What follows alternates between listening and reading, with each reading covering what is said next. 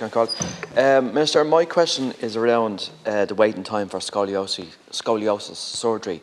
And the Scoliosis Advocacy Network have stated that over 310 children at this present time are waiting on surgery. And obviously that's just completely unacceptable. So I'd like to get your thoughts in relation to that.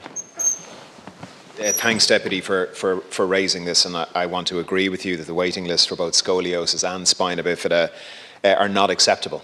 I'm very conscious of the pain and the suffering and the anguish that is caused in the first instance to the children who are waiting and the young adults who are waiting, and obviously to their families as well.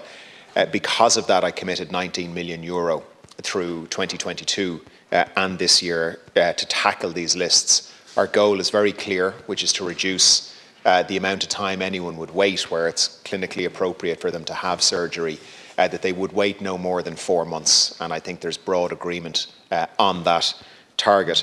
That's why we invested the €19 million. To date, Deputy, that has meant an additional nearly 200 healthcare professionals, 193 new healthcare professionals across Temple Street, Crumlin and Kappa. This includes nurses, consultant doctors, anaesthesiologists, radiographers and more. As the Deputy is aware, we're also right now in the middle of bringing a lot more capacity online.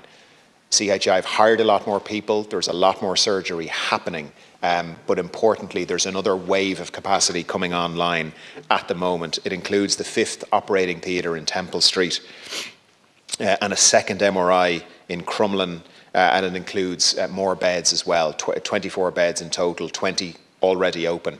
4 more coming on stream shortly. Last year, more than 500 spinal procedures were carried out. It was 509. Now that's 509 compared to 380 in 2019 pre-COVID. What we've seen is a very, very important increase in the number of spinal surgeries that is happening. What we have not seen, Deputy, is a corresponding fall in the waiting lists. There are various reasons the clinicians are giving us for that. Our focus right now is to make sure that this extra capacity is being used for exactly what it was dedicated for, which is paediatric orthopaedics and spinal, and that this increase in activity results in what we all want to happen, which is a reduction, a significant reduction in the waiting list to the agreed levels. And Minister, that's very, very positive. But families that have children that in cases are waiting more than 4 months and well beyond that, it's completely unacceptable. And your predecessor said 6 years ago that no child would be waiting no more than 4 months.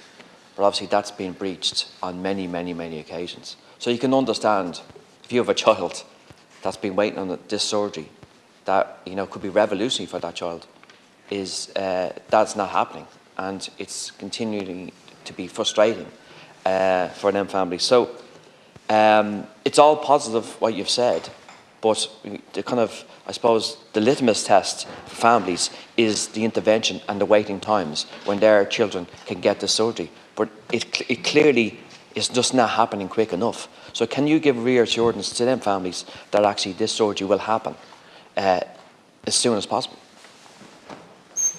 Thanks, Deputy. I can assure you and the House, and more importantly the people who are waiting for the surgery and their families, that there is a lot of activity going on. The resources are there. The Taoiseach and I met with the advocacy groups recently. They put a lot of important issues on the table. There is better engagement now. There is a list of actions which they have asked to be looked at, which we're looking through. You'll be aware that Mr. Nyagam is doing an important review. He's looking at some of the issues that have been raised, but I've also asked him to come back with any recommendations in terms of improving the service. At the same time, I and my department are engaged with the HSE, with Children's Health Ireland, to make sure that whatever changes we need to make to the current service, and I believe there are changes we need to make to the current service, that those are made quickly in order to achieve exactly what we all want, which is the children can get the care they need when they need it.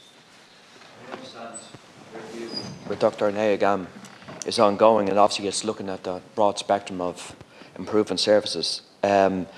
Is one of them I'm sure your department has looked at this in relation to children travelling abroad for intervention surgery.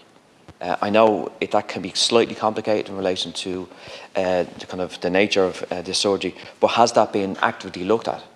Because all this, like, it's all good that we have more capacity, but the test is, are children waiting longer than they should for an intervention? And they are. Now, obviously, you want to and your colleagues want to try bring this waiting list down as as near as possible to the 4 months threshold, but that's clearly been breached. As I said, 90 children are waiting more than 4 months, and obviously this surgery is very complicated. But has that been looked at in relation to children travelling abroad, or also other I suppose, medical facilities where actually this surgery could take place, other than the main hospitals in Temple Street, Crumlin or Cap? Thanks, Deputy. Yes, it is the short answer. It's something that the clinicians in Ireland are cautious about. It happened before children went to Germany pre-COVID. The clinicians here, they're not opposed to it, but they do urge caution, because these surgeries tend to not just be a single episode in a theatre. There's ongoing care required. There can be multiple surgeries required. But nonetheless, we are looking at that. We're looking at, they call it outsourcing, but essentially the likes of the Boston Children's Hospital, there's a good relationship now building up between them and Children's Health Ireland. They're also looking at what they call insourcing, which is, rather than having to have the children and their families go abroad and potentially go abroad several times, that we bring additional consultants and expertise into Ireland and use the capacity we have, so that they can get the service they need here as well.